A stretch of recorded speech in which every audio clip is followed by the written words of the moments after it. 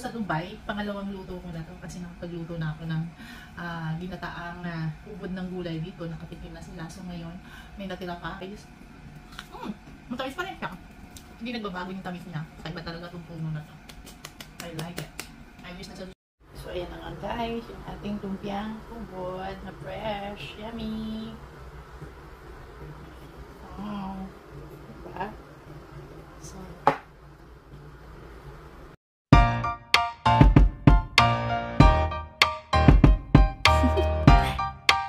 do you want to know?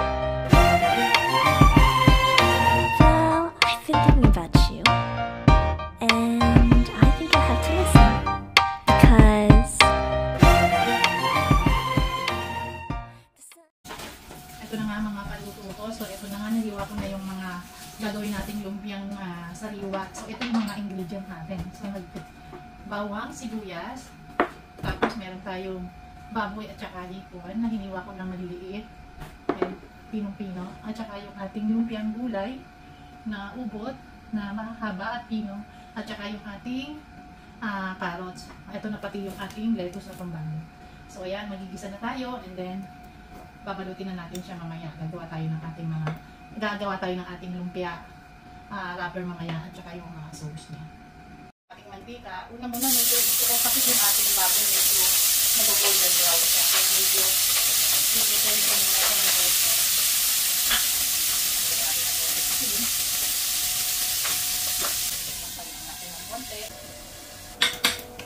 So ayun na nga po, dinolden brown na natin yung ating baboy. So konting bawang lang kasi maraming bawang mamaya yung gagawin natin. So para sa tanggal lansa. Nilagay na natin itong ating maraming sibuyas. Kasi isang buong sibuyas. Ganito lang natin kung nilagay sa sayang. Lagyan na rin natin siya ng kahit konting pork cubes pala. Para meron siyang lasa. Tapos ilalagay na natin yung ating hiniwang sipon. Kasama ko na rin yung tulo. Kan lang natin ang konti hanggang sa orange ang kulay ng kanyang hipon. Lagyan na rin paminta, tapos lagyan na rin natin ang konting paminta. Ilagay na rin natin yung ating carrots. Medyo mabigas ang carrots. Medyo stick lang natin ka ng konti. Okay. Pakpa ng konti. Naman medyo malambot na yung ating carrots. Iyan na natin yung ating lumpia. Sunod na. Medyo ulit. Sunod na.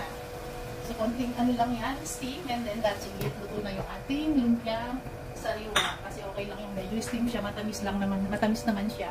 So, haluin ko na lang siya ng konti. Siguro mga 3 minutes ko siya lulutuin. And then, ready na for wrapping yan. Okay na siya. May steam na.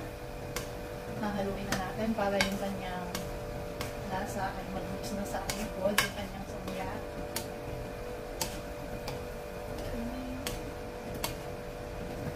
Titikman na natin. Ang konting steam lang, lasa na upod niya, tsaka ng hipon, tsaka yung baboy. Konting steam na lang. And that's it. Luto na yung ating gagawin yung lumpiang sariwa. Okay, that's it. Steam. Luto na yung ating gagawin yung lumpiang sariwa. At yan ang ating lumpiang gulay. Na nga guys, nakagawa na tayo ng lumpia wrapper niya. At saka yung lettuce, at saka yung sauce. Gagawa na ako ng separate na video kung paano ginawa yan. So ito magbabalot na tayo. So ayan na nga guys, yung ating lumpiang ubod na fresh. Yummy! Wow!